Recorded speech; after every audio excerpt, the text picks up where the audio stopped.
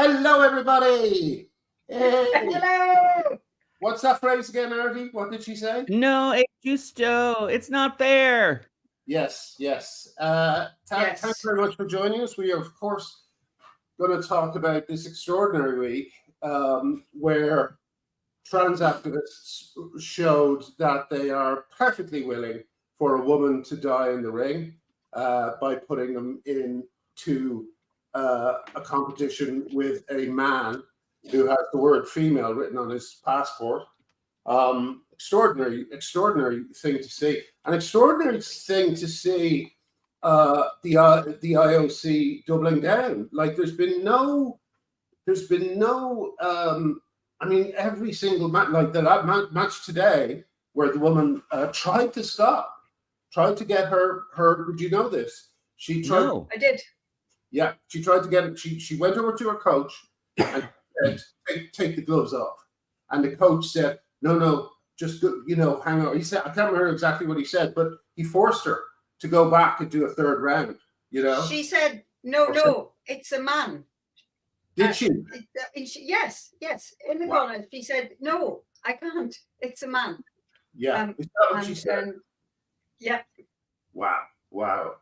Well, I don't know. I mean, someone else said something that was very interesting. They said we should stop waiting for an incident that's going to stop this movement, because it's clear that even when you have the sight of a huge man with an incredibly long reach beating up women in the boxing ring, you still cannot get the BBC to actually tell the truth on the matter. The IOC is putting the lives of these women in danger, and it's certainly not a fair competition.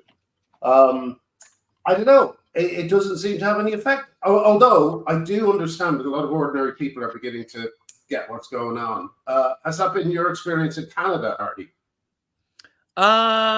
I haven't spoken to anyone in Canada about this issue, to be honest, but I am seeing online a lot of people going silent, that these arguments don't go on forever like they usually do. They go on until you make a really good point that puts them in checkmate, and then they just fuck off. So this one is a very checkmateable argument, if that makes any sense. I'm seeing that it's just so clearly there's nothing to stand on. It's so, the visuals are so shocking.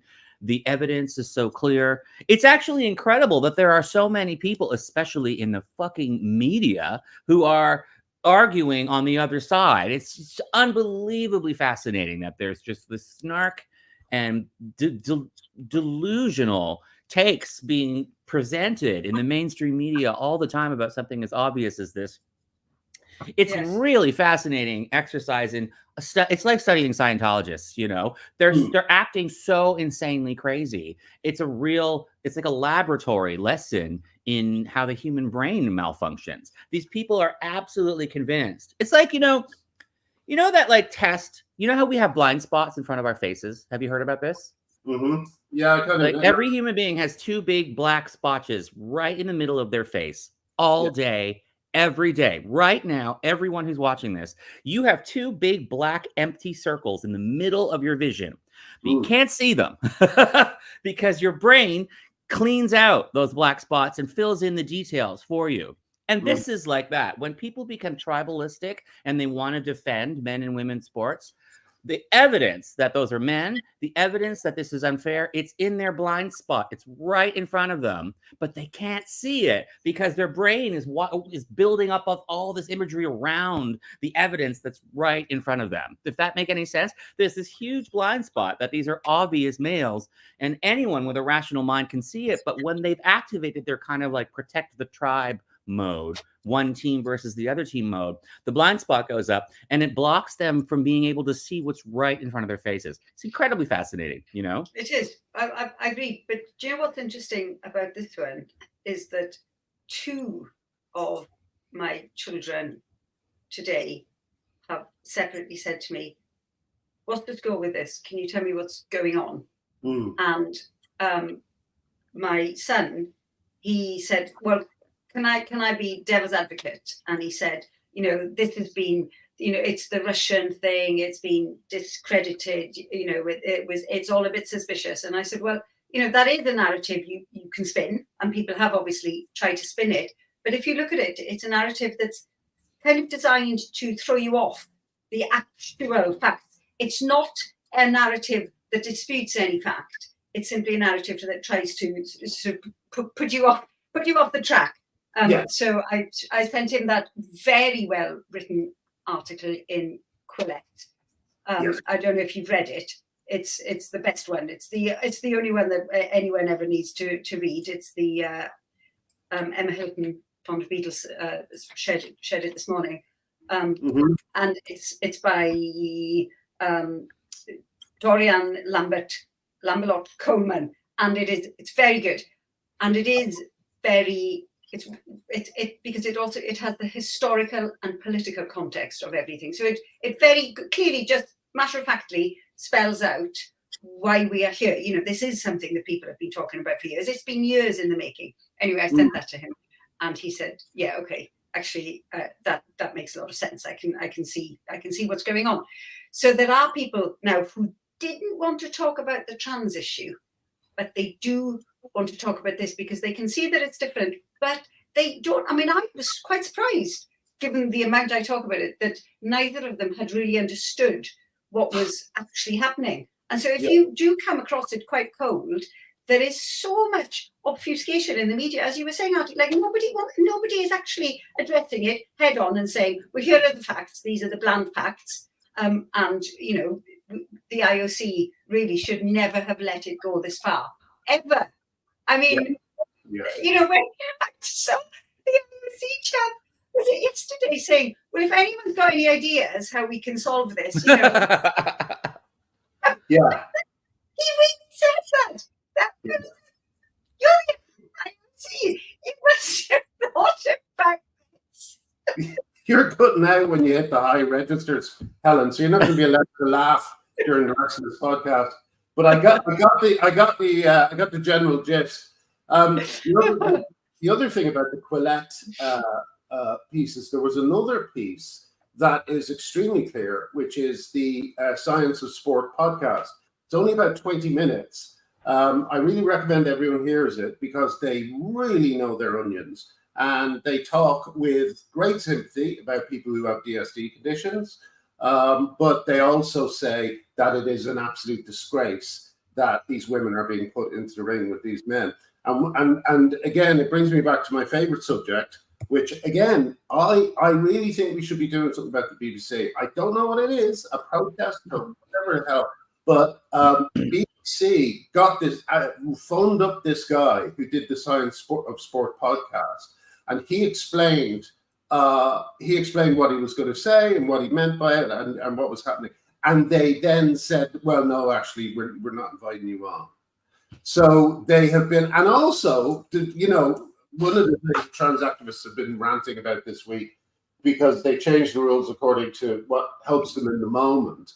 They've been ranting, he's not trans, as if that's the issue, The issue is, and this is what really kind of interests me about the IOC's response, it is a purely ideological, he may not be trans, he may have a DSD, but the IOC is actually treating self-declaration as if it's the thing that tells you whether a man is or isn't a woman. And the thing that I find interesting about that is that Mark, what's his name, was Keir Starmer's best man. What's his name? The guy, the Mark, IOC? is it Adams? Mark Adams, something like Mark that? Adams, I think it is. Yes, and Mark Adams was Keir Starmer's best man. And early on, when people were asking questions, his attitude was, well, you shouldn't ask these questions. These questions are, they're going to hurt someone if you keep asking them. Extraordinary to see it. Like literally a woman could get killed. And Mark Adams is talking about hurting the feelings. Adams, yeah. Nancy Kelly tweeted the same thing, didn't she? She Yes. said, if you say these things, then he's likely to be killed in his own country. Like Algerians, are that unobservant and violent and actually that primitive that if somebody says, oh, actually, this obvious man, because he is obviously male, he's obviously gone through male puberty, this obvious man is a man, they'd be all like, oh, well, we hadn't noticed, well, let's kill him. I mean, it's just it's such a ridiculous, childish, pathetic argument. And honestly, it treats Algerians like, I mean, it's such an insult, isn't it? To say that these people are so primitive that they could murder him. Yeah. What a terrible, terrible argument that is. That's not how homophobia. Algeria has homophobic rules in its laws. Algeria has a very patriarchal, sexist culture, but the way those kinds of cultures work, it's more complicated than that. All they do is sort of like you just kind of bury the inconvenient truths and then everybody plays along with them. So they know that he's male and that he's calling himself a woman because they know that it's like kind of taboo to admit that he's a man and that there's advantages in admitting that he's a woman. It's not like they don't know. It's like as long as you keep it all in the closet, so to speak, then everything's fine. That's how these cultures work. They're not ignorant about what's going on. They know that gayness exists. They know that DSDs exist. They know that lesbians exist. They're just like, look, you just keep it in the closet. Keep it on the DL. Keep it outside of our formal rules so that we have our nice, pretty system in place. That's how these cultures work, you know? Absolutely. And you know, my advice to anyone who's trying to keep their trans status a secret, don't enter the Olympics in the other sex category. That's a dead giveaway, you know?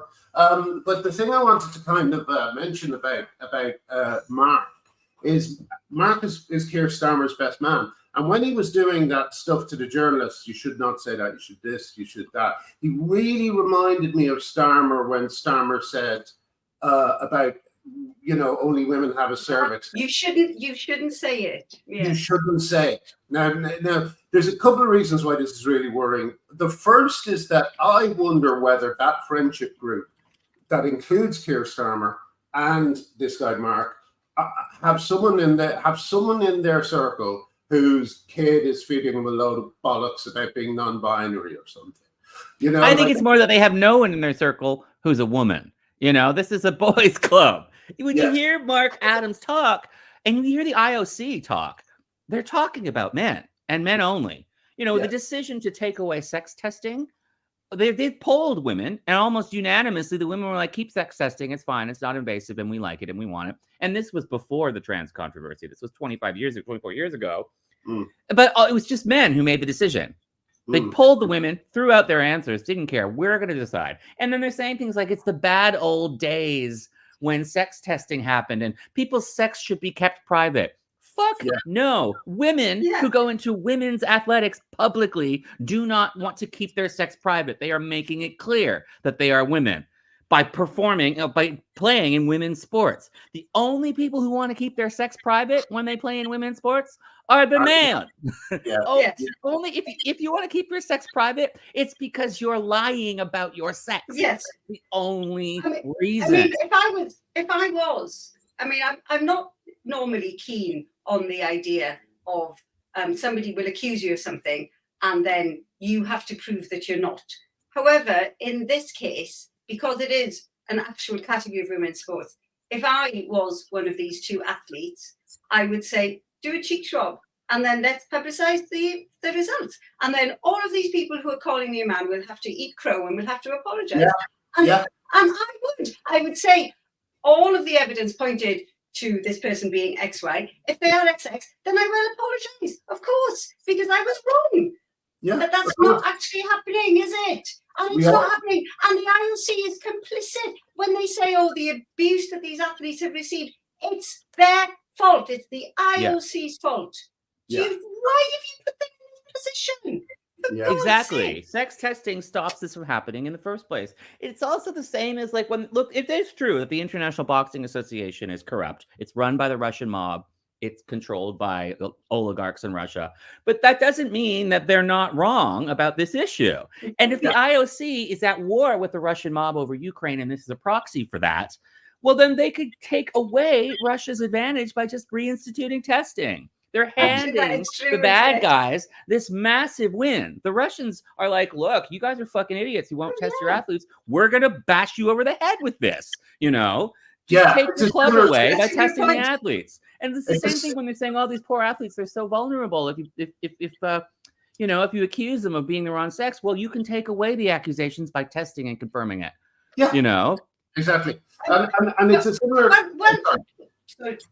But No, go I on, just Tom. wanted to pick up on one thing that Artie said when he said it's a old boys club. I was I the only one that was really shocked to see that Mark Adams was Keir Starmer's best man. Am I that naive that I hadn't realised that all of these people are actually all intertwined? I was, Yeah. That's not a coincidence, is it? That all of these sort of people who know each other go into politics and have very influential jobs. Yeah. No, it's the elite, and this is, especially the IOC. The IOC's always been like a sinecure. Is that how you and this, pronounce that word? You know, like the lazy job where you get all the money. It's always been that way. The IOC is famously like jet-setting rich power brokers. no, who absolutely. give people a lot of work. I think probably in the history of the Olympics, there's probably some bit of corruption and running through it like a stick of rock. You can't get anything this big and not be and not have that. Like I think Mad Janice Turner, as I call her, said in the Times today. I think it was the Times that there's actually scouts in poorer countries who go out and find men with DSD conditions so they can do exactly what's happening now with what's his name. So yeah, it's going to be and again, as you say, all it would take is a cheek swab to sort it all out. Yeah. That's all it would take. And but what you're saying about the connections, Helen, what really worries me, right, is that, as we've always said on this show, this is a very gender and trans and non-binary identities are a very privileged, middle class, luxuriant bunch of beliefs to have, and it is shared by this kind of elite crowd who hang in the same circles and go to the same dinner parties. And they still seem determined to ram it down everyone else's throat, even though the danger of it is entirely apparent, Now, clearly, Keir Starmer has more important things on his plate at the moment with the unrest kicking off all over the UK. But the fact that this guy was his best man, and again, I'll say it clearly, a woman could be killed. A woman could be killed in these matches, If someone goes in and decides, "Fuck this guy, I'm going to give it my all, and I'm not going to give up," a woman could be killed. You know what I mean? And so, I think it's more likely that requires some kind of response from the Prime Minister. I think, Yeah. And it's probably more likely than he goes back to Algeria and somebody says, "Oh, well, we didn't realise, and therefore we're going to now sort of murder you." It's a very unconvincing narrative, that one, compared to actually a woman being punched in the head by them. It's an extraordinary evolution of the fight, which I didn't think would get this far. I mean, I've said a lot of things I didn't think would get this far, but this one, I mean, we're going to end up with 2 male boxers in the Olympic female final, aren't we? No, because they're different weight classes. Apparently, that's not going to happen. The final will be those 2 guys beating up a woman and then getting a medal for it. Something for which Mark Adams should be in jail, I think, and the other guy who keeps making stupid statements. It's interesting. This whole thing of you can't talk about it. I had a similar experience this morning where a bunch of people are saying, "Oh, Brendan's, transphobia is a gateway to the right," because I pointed out that there's a bunch in Northern Ireland, unionists and Irish, people with the tricolour are actually joining together to oppose immigration and stuff like this. That is an extraordinary moment. I saw one flag that had the red hand on it. They were an absolutely, infamous terrorist group on the loyalist side who killed many innocent Irish Catholics. That is a big moment for people to come together and for not only put aside the you know, the many wounds of the past to join together in this, but it has to be discussed. We're in entirely new ground, and I had a bunch of people today using my tweet to try and stop me from talking about it, because the thing they don't want anyone talking about it. They just want their narrative to be the one that carries the day, which is basically right-wing thugs versus innocent Muslim people. It's not that simple. It isn't that simple. Of course, there are a lot of right-wing thugs taking advantage. Of course, there are a lot of fascists marching alongside. But, you know, today I saw an anti-Israel march, and that's where the Nazi salutes were coming from. So people really need to stop behaving as if it's 2018 and everything is the same as it was 6 years ago, you know, 7 years ago. They are, oh no, 6.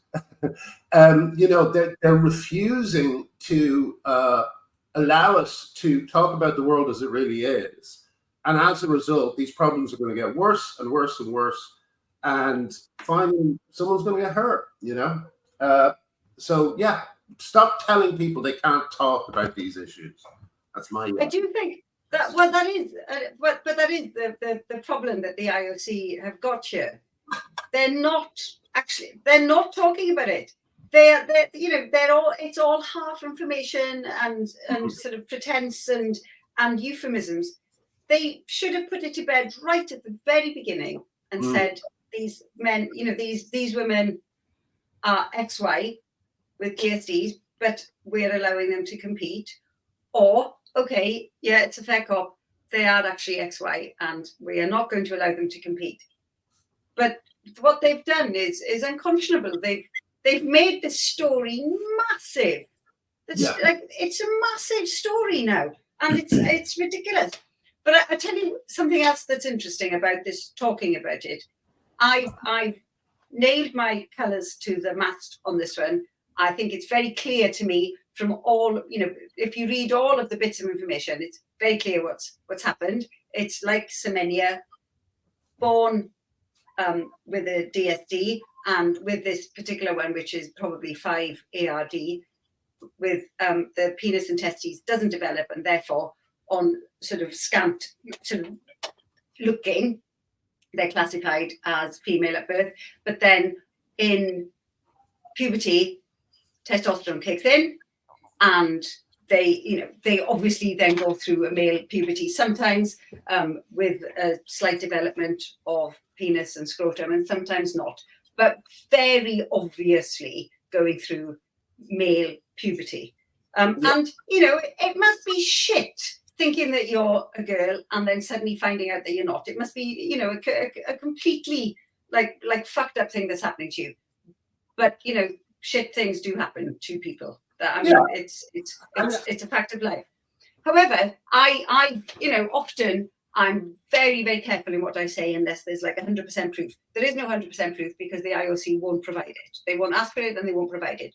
But I'm not sitting this one out because it's too dangerous. It's you know, on balance of probability, you have to go for it.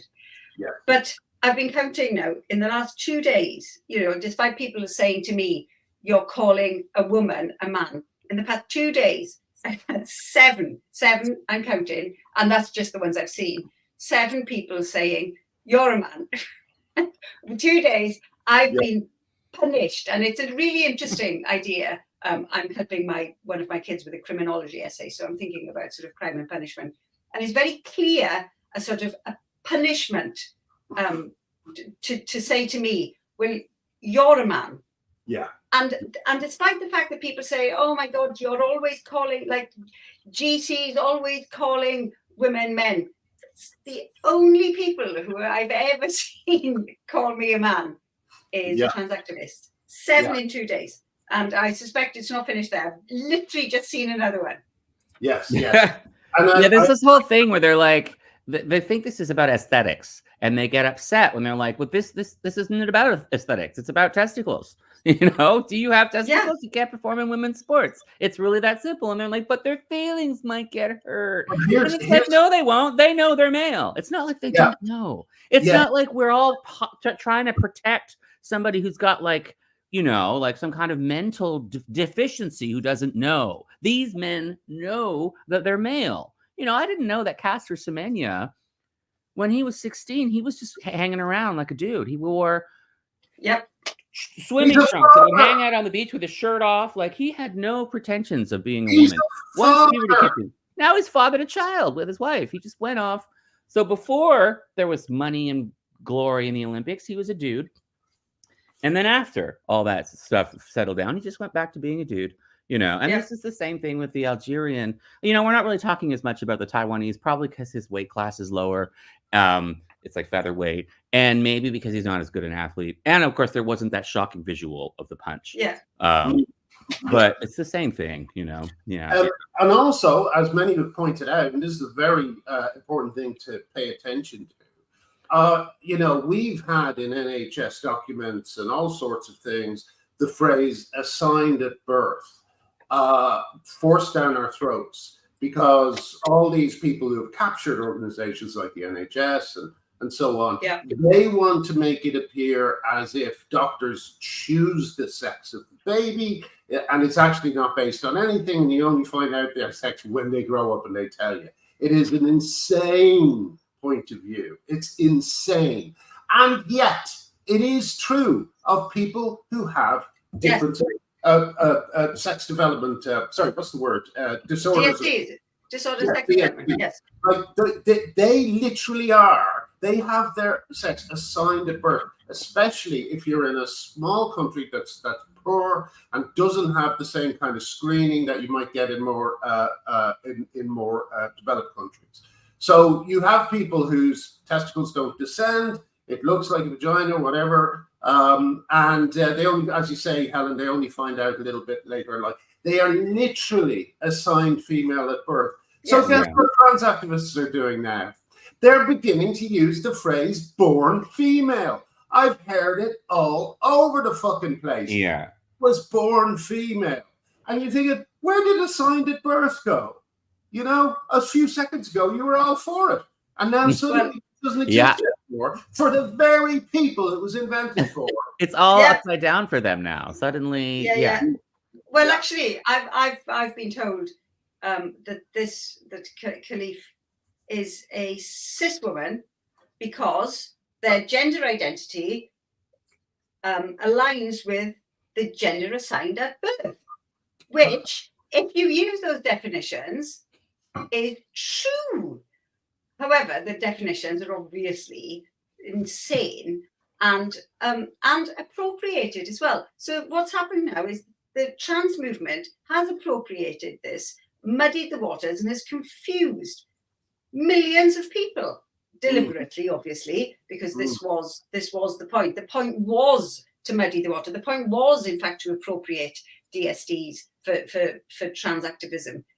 Because DSTs was already established. It was already established that this was something that did happen. And I remember it happening. You know, I remember assigned female at birth turning up on social media, on Twitter, because, you know, it was a deliberate thieving and appropriation of the terms. And like I said, you know, one of the things that trans activism have always done well, it's propaganda. But it's not sustainable. It will never, you know, it's unsustainable in the end. And like you can see now, the massive confusion and media furore around this means that people are interested. People want to know what's going on. Like I said, my kids who don't really necessarily talk to me about the trans issue, 2 of them have said, you know, what's going on here? Mammy, can you help me? I certainly could. Yeah. Well, you know, it's the other thing about it, though, is that, as you say, there's this hunger to know what's going on. And the BBC is doing what it always does. The BBC could have had that Science of Sport guy on, but they deliberately dropped him because they knew that he would say stuff that made sense, and they don't want the stuff to make sense on this issue. Because if stuff doesn't make sense on this issue, they can still profile drag queens going down to the shops as news stories. You know what I mean? If they keep everything muddy and everything confused, they can just do what they want. And because the BBC is hopelessly captured, then they're just going to go on doing it. So again, how do we solve the problem with the BBC? The BBC is the biggest impediment to knowing what's going on in this country. You know, you have people like Alistair Campbell and Rory Stewart and all these people. They don't think it's an issue. The reason they call it a culture wars issue is because the BBC doesn't cover it.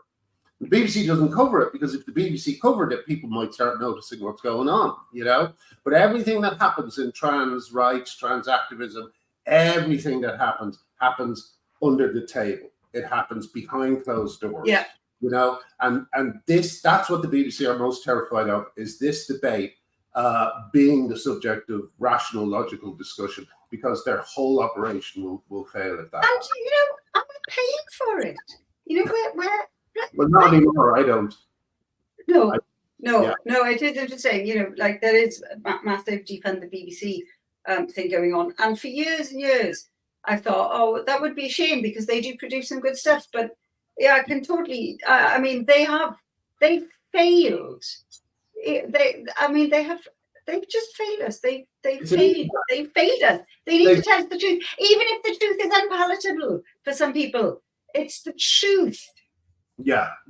And they have they have a hold on a second. Let me get rid of this fucking woman hating arsehole. They have a responsibility, not just because of the license, but you know, because of their history and because of Reithian principles and all this sort of stuff. They have a responsibility not just to us, but to the past, to the entire history of the BBC. A few years ago, you would not have found a bigger BBC defender than me. Now I think that the country would be better off without it, because they are actively lying to the public about this incredibly important issue. You know, I think that's true. They've taken their history and they've used it. You know, they're using up all that credit, that good credit that they had. They're using it now. But at some point it's all going to run out and everyone's going to be like, I can't believe that happened. It's so disappointing. Really. Someone said there was a cartoon I just shared that I think Hazel Appleyard shared, and it was like it was someone. Will I be able to find it? Remind myself. Anyway, it was someone saying that everybody's going to have so much information in the future, it'll be great, you know. And then someone else says in the cartoon, sorry, I'm really killing this cartoon, but anyway, someone else says in the cartoon, but isn't there a chance that people will just pick their own realities and it will lead to chaos? You know, that's what we're going through at the moment. The fighting in the streets, the hotels being set on fire, women being beaten up by men in the Olympics. It's because there's been a massive abdication of duty by the people who usually tell us what's going on.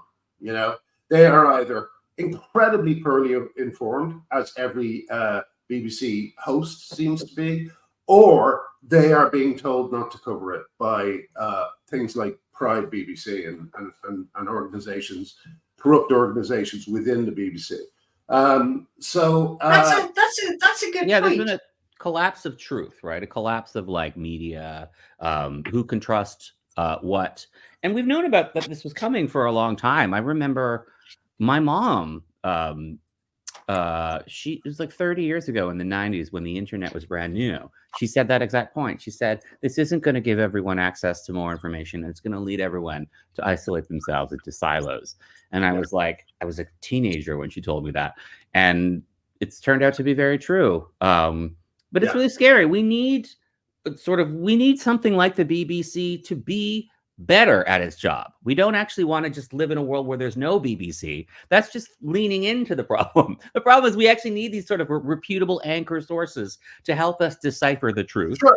Yeah. You know, and there's so much anger that they're getting it wrong that we're like, let's live in an anarchic world where there's none of these arbiters of truth anymore. But that's actually just kind of worsening the problem. What we need is to repair these sources of reputation and truth, you know, and we're seeing a lot of forces of people who have been marginalized because their beliefs weren't true rushing forward. There's a lot of people on the back of the BBC getting the trans issue wrong who have all their own pet issues and saying, see, if they got this one wrong, then that means, vaccines do cause autism. And that means, this and that and the other thing, their super homophobic or racist or misogynist beliefs can also be introduced back into sort of polite society. And that's like the problem, is that everybody's fighting. No, there's no kind of like benchmark of reputation anymore. Everything is everything.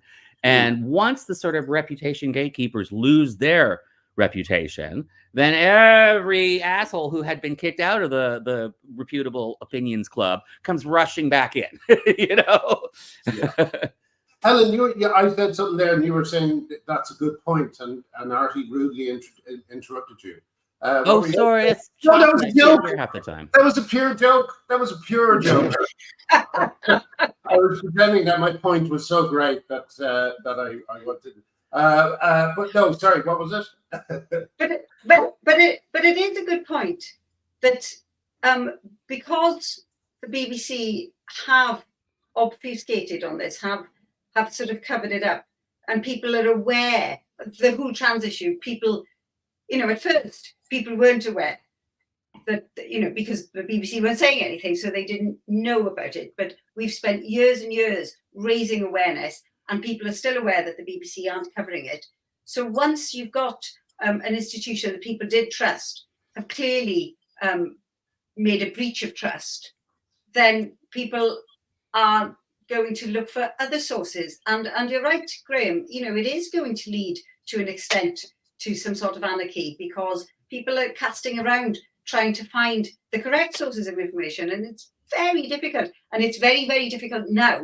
Now is a really bad time for the BBC to drop the ball on this, where there are so many conflicting sources of information out there. You can just choose your information. You can choose your channel, and it'll feed you the information that you want to hear. It was a terrible time for the BBC to do this, but I think it's done. I don't think they can even get it back now.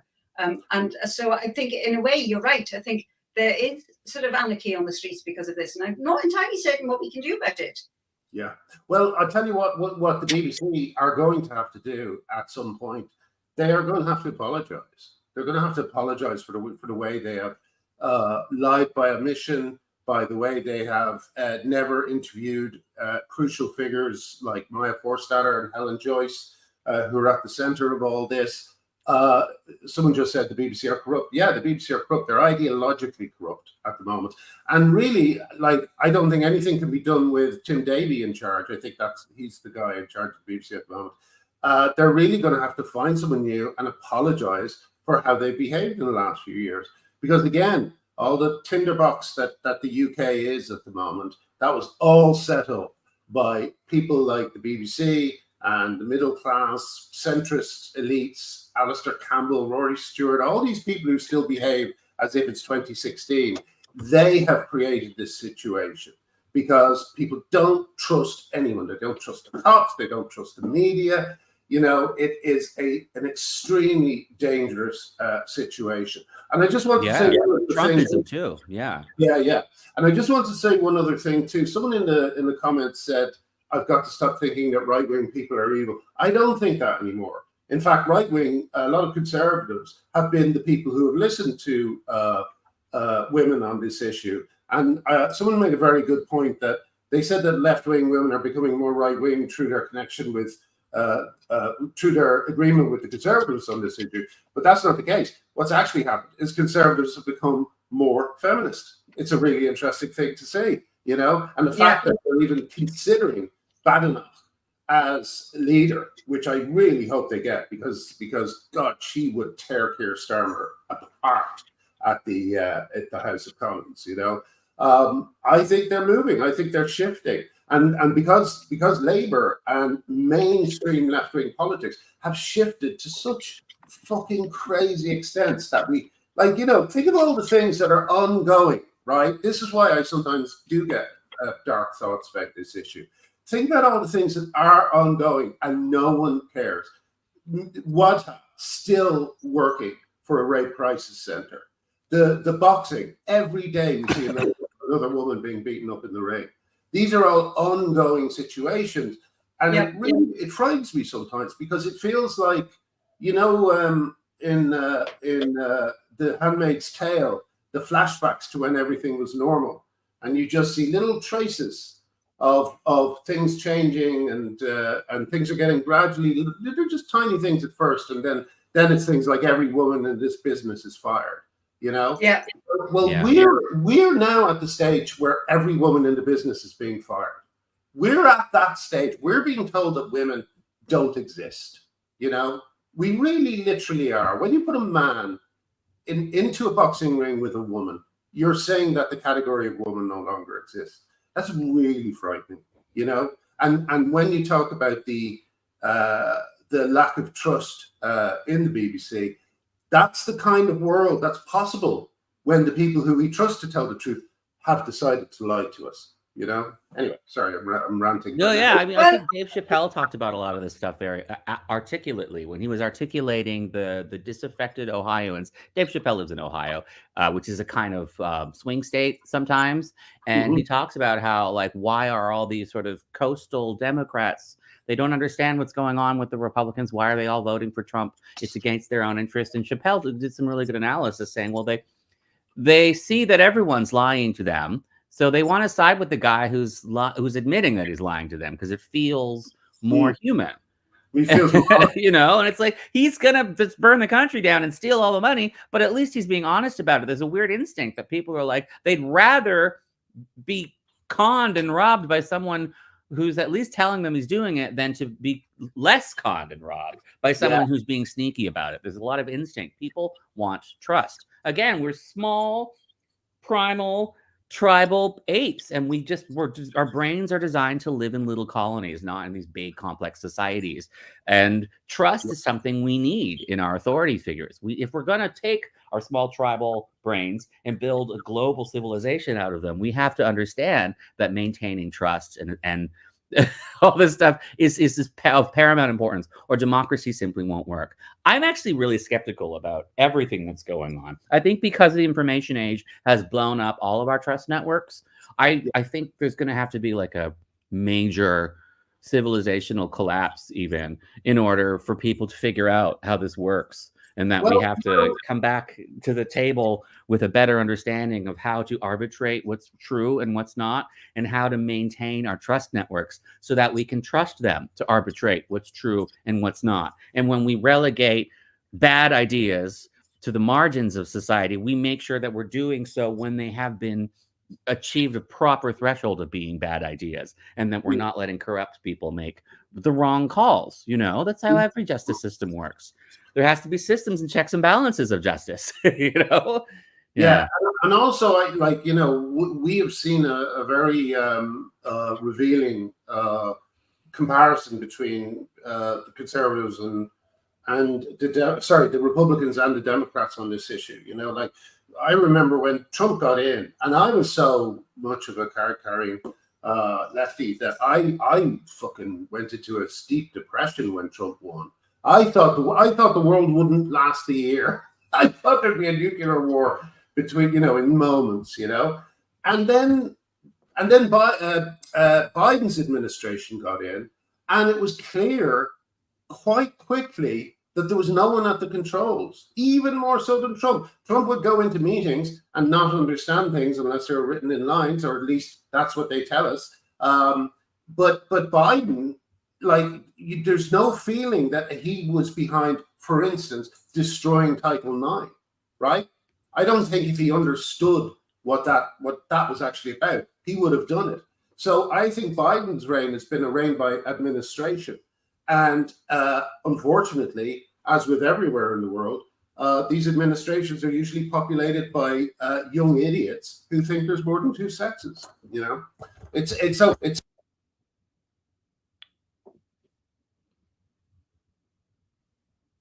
sorry. So now what we're being given is again this choice. Are you going to have a crazy guy who I don't think can read?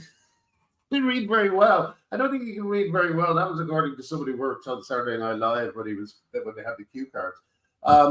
And someone who's just not reading anything because they're out with the fairies, all the time.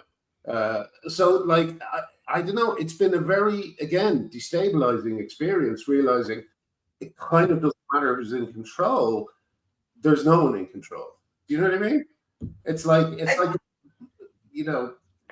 I do see a point. I do see your point. I do think that there's a principle at stake, and one of the problems with Trump that I was also I thought it was terrible when he got in, was the normalization of lying. Like I thought the sort of normalizing just people look at you and lying to your face was a terrible thing. You know, the fake news thing was terrible. However, it turns out that, and maybe it is partly to do with Trump, there's fucking lying everywhere now. Yeah. Well, I always used to say that the left used to complain about Trump's lying, and then as soon as they got into power, they did the exact same thing, and they did it in that goading way that we were told Trump was doing it, like, and I only say we were told because it's just the media reporting of so many things around that time was so off base. There was no Hunter Biden laptop. There was Russian interference, and it was all proved to be bollocks. That it's really hard to trust anything they say on anyone, who's opposed to the Democrats. But I don't know. I mean, that's really the choice. Do you want, and I think if Harris gets in, it will just be business as usual. Do you want an administration run by a bunch of people who think there's more than two sexes, and that you need to decolonize maths and stuff like that?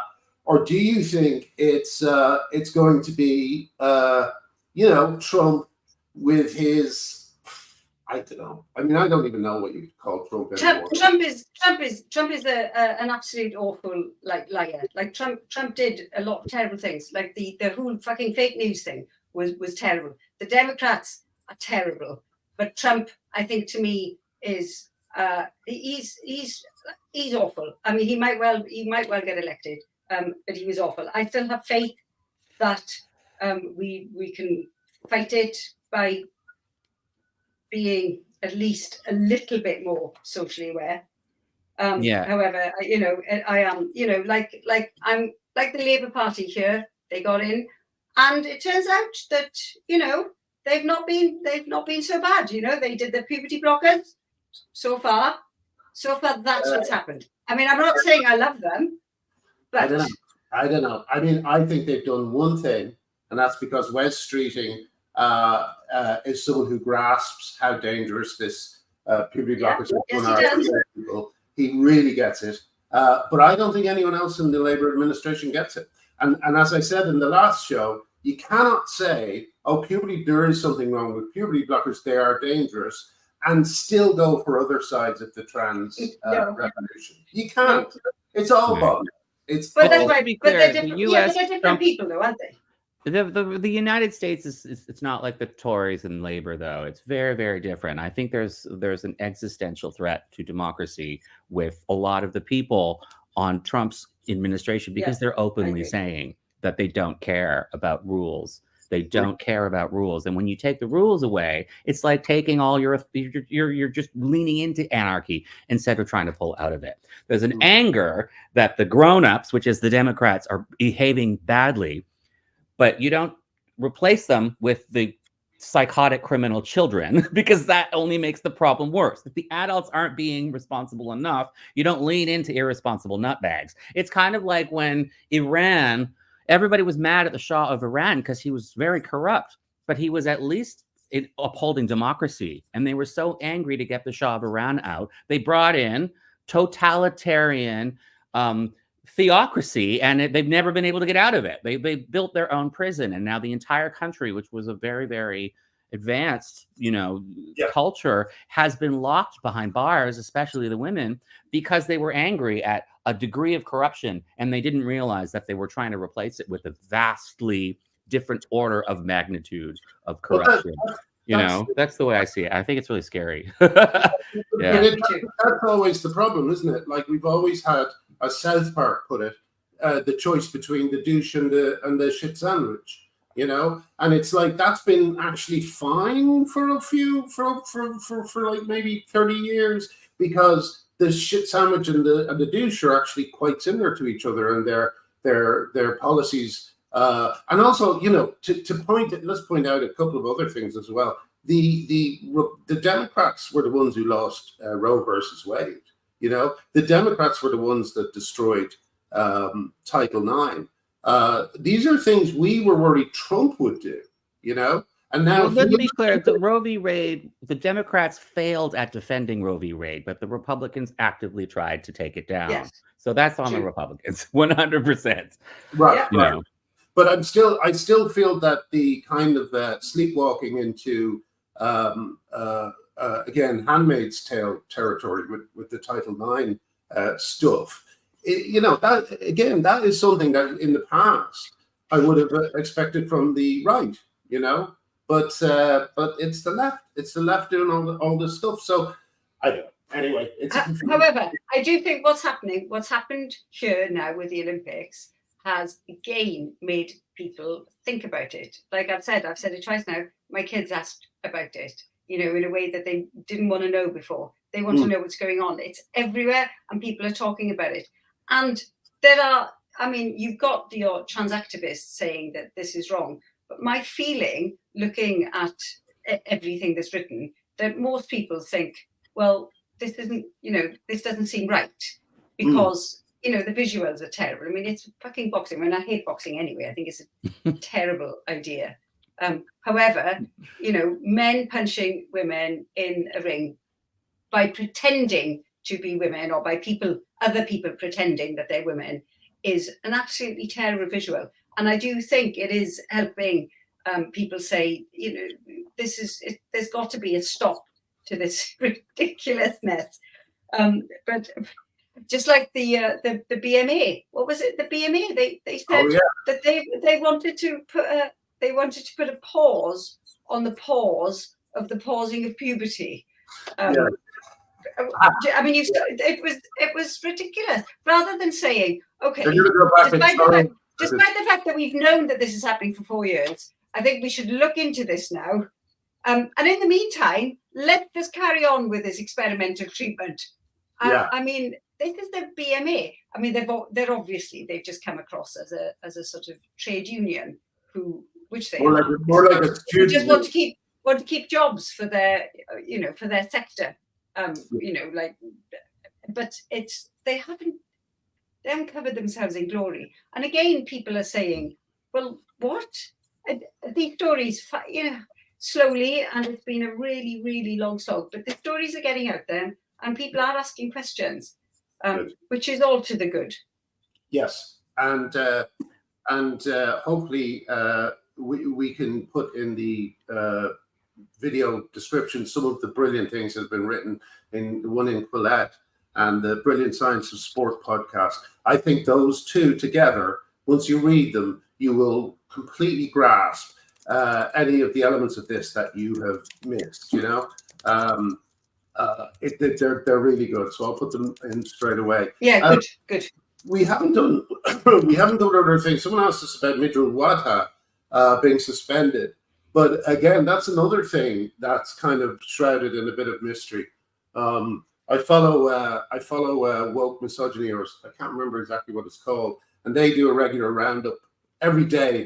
They list all the mad things that have happened because of gender ideology, and they keep saying Midrul Wadha still has a job. So I don't know whether he's been. I think he was suspended, but is he back, or does anyone know? I don't know. Yeah.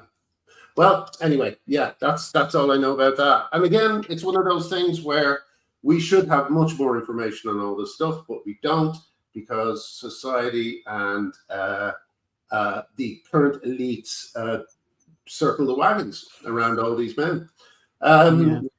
Yeah, true. So, and they're doing it because they're reacting. It's like a feedback loop, because they're seeing the same thing: a lack of information, a lack of trust. And they're actually going the wrong way. They're doubling down on the mistakes they've made instead of saying, "Oh, we screwed up." And there's a lot of that happening. A lot of these feedback loops of everybody pushing each other apart instead of coming together. The saddest thing about the sort of collapse of the trust networks is that everybody's making it worse. Everybody's not reconciling the issue and bridging the gap. Everybody's widening and worsening it. The BBC is doubling down on the one thing that undermined their reputation, which was not being honest about the trans issue. You know, for just one example, what they're supposed to do is admit that they made a mistake and admit that they made a mistake because they saw that false information was leaking into society. And they thought this was one of those things. They thought trans women or women is the truth, and that the people saying otherwise, that was one of those pieces of false information that was seeping into the narrative. And their attempts to control the narrative, they screwed up and they went the wrong way. They have to admit that. They have to rebuild that trust, or they have to shut down and something else has to come up in their place. We have to have these kind of central agoras where everybody has shared baselines of reality. We can't live in our little silos. This is what we're discovering in the information age, is that when everybody's online in their own little parallel universes of information, democracy absolutely collapses immediately. Democracy needs shared media, that everybody has at least an understanding of where everybody else is, in a sense. You know, we need that friends. We need 8:30 on Thursdays, everybody comes together and watches the same sitcom and has a baseline understanding of what our shared culture and values looks like. And then we can deviate from that baseline as much or as little as we want, because it's a free country. But we have to understand that we live in a shared baseline of reality. And we've just totally lost that. And the media is just going worse and worse and worse in the wrong direction and only making it worse. And then the reactionaries who are angry at the media to begin with are only emboldened even more, you know? So it's just becoming a total disaster. Yeah. Well, I think that's very brilliantly said, and I don't think we're going to improve on it. So maybe we should call it a day. That was yes, with your insightful comment. Yeah, very good, Ashley. That's a good way of ending the show. Thank you very much for joining us. We'll be seeing what goes on next, what madness comes up next week. I think we were right to continue this show, do it every week, because I think so. It's not going anywhere, this nonsense, you know? We're going to have to fight. No, it's getting slightly, I think it's getting bigger before it finishes. Yeah. So careful of burnout. Take breaks if you need to, but come back because the fight isn't over. Thanks, everyone. We will see you next week. And please like and subscribe. I believe that helps us a lot. So thank you.